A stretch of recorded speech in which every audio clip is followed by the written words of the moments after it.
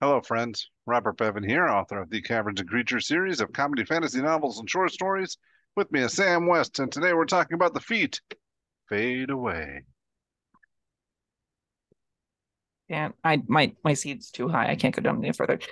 This is for gnomes. It's for one of the best species in D&D. They're incredible. I love gnomes. It says your people are clever with a knack for illusion magic. You have learned a magical trick for fading away when you suffer harm. You gain the following benefits: increase your dexterity or int by 1 to a max of 20. Excellent start. Yep. Wizards love it. Rogues love it. Any of the dex-based fighters are fine with this. Any of the dex-based rangers, yeah, why not? It's great. Additionally, it says immediately after you take damage, you can use your reaction to magically become invisible until the end of your next turn, or until you attack, deal damage, or force something to make a saving throw. Once you use this ability, you can't do so again until you finish a short or long rest. Short's a good word there. That helps. Yep. This is a nifty little feat. I like it a lot. Now, is it good? Yeah, but I really, really like it. It's seems like I don't know. You don't need to have to take damage. You can just get invisibility once, and that'd be a good feat. And then, but I don't So know. it is a reaction, means it's a use of invisibility whenever you normally otherwise could, right? Like this is a reaction to become invisible, not Yeah. just I can't spend an action doing this on myself, right? This isn't like the one with shadow or what the shadow monks. They have all these different ways to become invisible temporarily or while in darkness or whatever. This definitively is, I'm scared. I'm in damage. I've been damaged. I don't want to be here anymore. I'm invisible. That makes attack opportunity going to happen at disadvantage. And then conceivably, I can move. If you're a rogue, you get advantage in your attack roll, which will proc sneak attack and nothing else will, which is pretty cool. If you're any of the other kinds of characters, you can't really, like, full casters will take advantage of the invisibility a little bit worse than other things will, but oftentimes it'll just be a way that you can escape. You get a full extra move with it because it's till the end of your next turn that you're going to be staying invisible. So you do have some time to, like, maybe you misty step away, do some movement. Now you're in a very different location. You can hide really easily, and you can use that invisibility, that brief, like, turn window you have for it to position yourself where you'd like to be, to get out of damage, get out of trouble whenever you absolutely need to. And I think it's going to do that job very well. Yeah. Uh, having having trouble like working out when I'm going to use this, or like not when. I know when I get hit, I ought to get away. But I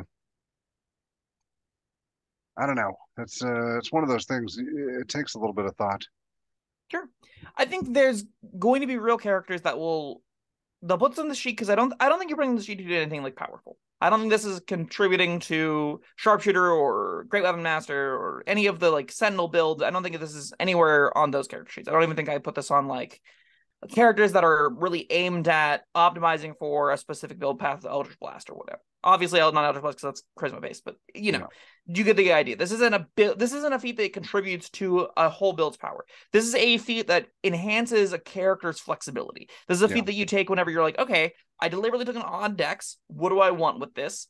This is a thing you take with it. You get a bump to your AC, which is great. You get a bump to your attack rolls if you want it. You can even like conceivably be a full caster like a sorcerer or a warlock, or even the wisdom stuff like clerics and whatnot. If you can get if your primary score is still nice and high and you put an odd in your dex, this is going to feel like a free AC bump if you have like a 13 or 15 and you can use light armor. There are a little bit of conditions around that, but in all those cases, getting a little bit of boost to armor, getting a little bit of boost to dex saves is great, and you also get this little defensive reaction that's very fun.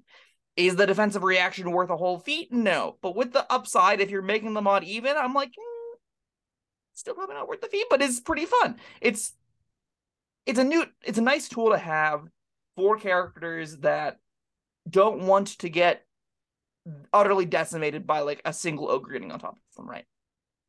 All right. This is when I'd use it. Okay. I'd on a ranged rogue. I'd feel I good like about. that on that option a lot, yeah. Yeah. That way, you're bumping up your decks, making yourself harder to hit.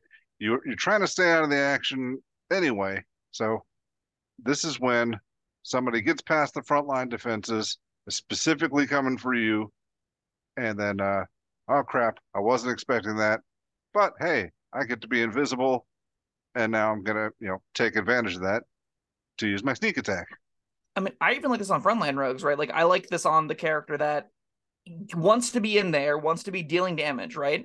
There'll be situations where, for some reason or another, you lose the ability to have sneak attack on the target. Maybe your paladin moves and they didn't want them to. Maybe they're forced to move. Maybe they teleported away or something. Then you're in a situation where, well, now it's just me and the giant stinky ogre that's kicking my butt. It hits me, I turn invisible, and then I'm not running. I'm running Right. behind it and stabbing it in the back. And that's Right. going to be a pretty sweet little fantasy. Having that option on a reaction is great. I think this has its clearest home on rogues, which I like a lot. Gnome rogues are a blast. I highly recommend it because you do like arcane trickster stuff and you do a lot of fun little tricksy tools with it. This definitely goes in that toolbox. All right. Yeah. Feel better about it now. I found my place with it. You're as soon as you can find a home for it on rogue, you're like, Yeah. okay, this is worth something now. If the Yeah. one class I know, yes. If I can find a use for it there, I'm happy enough with it. Yeah. It's I about the think size of it.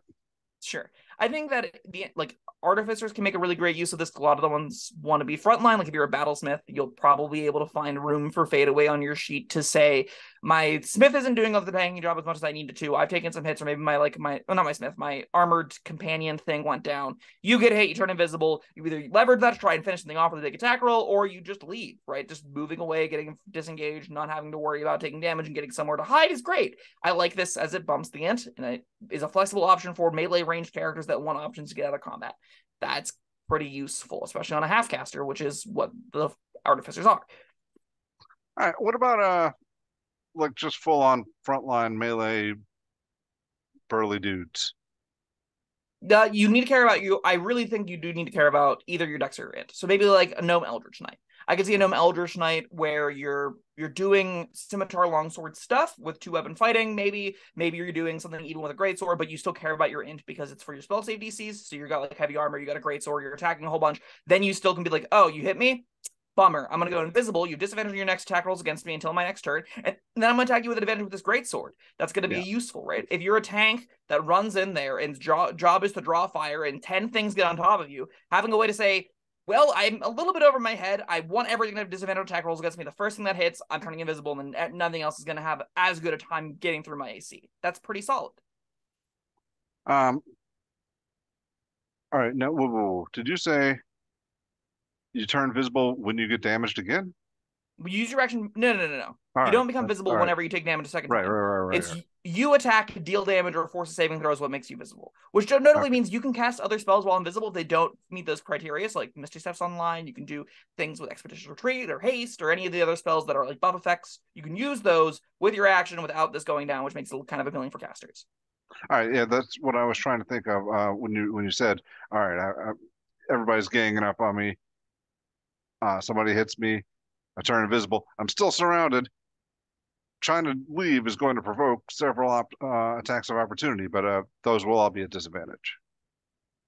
Yeah, Correct? and maybe you just are a character that wants to be there, right? Yeah. Yeah. Yeah. No, So I'm just yes, that would saying provoke in that attacks. scenario, yes. But Yeah, they would all be at disadvantage. So, like, all right, that was my question. absolutely. Um, but yeah, I was I thinking like like, this all a right, lot. there's a lot of tanky builds that still care about their decks. That's important. Yeah. Um, so you could use this and just you turn invisible, just like the rogue you were talking about before. Get one advantage on a really big swing. Yep, and Good that's times. perfectly reasonable. Like if you're a great weapon master gnome for some reason, which because of variant Oh ancestry, yeah, that's a lot easier to I do forget. now. I keep forgetting you're still a gnome. Yeah, you're still a gnome. You have to be a Yeah, gnome to do this. So actually, I'm sorry because I don't think the small species can use heavy weapons. I think they have to right. use non-heavy weapons. I think that's what the whole point of heavy. So you're not a great weapon master build with this. So you could just be doing strength-based stuff and still, as long as you can care about your int or you can care about your dex enough to either bump up your AC or give you some more spell casting stuff. This is probably going to make it an easy feat to include in your sheet if you like, especially the look of it. You like this looks like what a no magic would be, right? You're in danger, you're panicking, a little loser stuff around you, click, you're invisible. That's so cute. That's adorable. I love that. And it's functional. That's spectacular. This probably could have been like 2 or 3 uses per long rest, but for once per short rest, yeah. It's worse, but fine. Yeah, still might be 2 or 3 uses per long rest. Depends on how many short rests you get. I would guess roughly 2. Like Yeah, 2 total uses, not long short rests. I would guess right. maybe 1 short rest. Which makes it like That's Yeah. unfortunate. But still, it will have a big impact on the turn it matters. And very importantly, it bumps your dex or int. Both those things are good. Is it better than the spells that give you, or the ones that give you like a second level and first level spell slot? No, it's not better than those. But it doesn't have to be. It does something a little bit different. It does something that's very much going to fit the kind of character that's taking it. I would love the idea of like a Blade Singer with this. That seems super cute, right? Where you bump your int up, you care about those stats, so you can bump dex up if you'd rather. You're making the extra attacks. You're in the middle of things. You have plenty of different ways to, leverage your concentration, different spells and stuff. And you want a good reaction because you have no shortage of options as far as other things to do. This is another reaction that you can take. Yeah. Yeah, that's definitely another benefit. Reactions aren't always easy to come by, or things to do with your reactions. So yeah, that gives us some clout, I There's suppose. also, you could do a really cute thing in out of combat. You get like a turn with this. You just go, okay, poke myself, go invisible, and sprint across the room, right? Just like do little out of combat. I get one turn of invisibility. Gotta make it count. Get in the infiltration plan, kind of deal with that. Especially on rogues with cunning action dash. That's so cute, right? Where you go, Yeah. crap. And then over my head, I need to get out of this room, but I'm literally visible and I can't cast spells. All right, I guess this is gonna hurt. You just poke yourself, turn invisible, and sprint. Yeah, that's something. Yeah, that's a cute little option to use. Yeah, And yeah. these kind of features, I think you're gonna find a lot of instances in play where this is going to be one of those features where you're using it every single session, where regardless of what's happening, you'll find ways to make fadeaway valuable. And that makes it, I think, at minimum a 2. I think it's a perfectly reasonable little thing. Is it the most powerful thing ever? No, but like it's still great. I would put this on a lot of gnomes. Um, yeah. I mean, I guess if you're a gnome, yeah, I think gnomes in particular would enjoy this. I'll give it a 3. I'm feeling generous. That seems reasonable. I would put it either high 2, low 3, somewhere in that range. All right. Well, that was Fade Away, and thank you, Sam. Thank you, everyone, for joining us. Let us know what you think down in the comments, and like and subscribe and all that. We'll see you next time. Bye-bye. Thank you for watching. If you found this helpful, informative, or entertaining, I'd really appreciate it if you hit the like button below. You needn't smash it. A gentle tap will suffice. If you want to see more videos like this, subscribe to the channel. And make sure you check out the links in the description, where you'll find my Caverns and Creatures series of comedy fantasy novels, Sam's full review of the spell, and other fun things.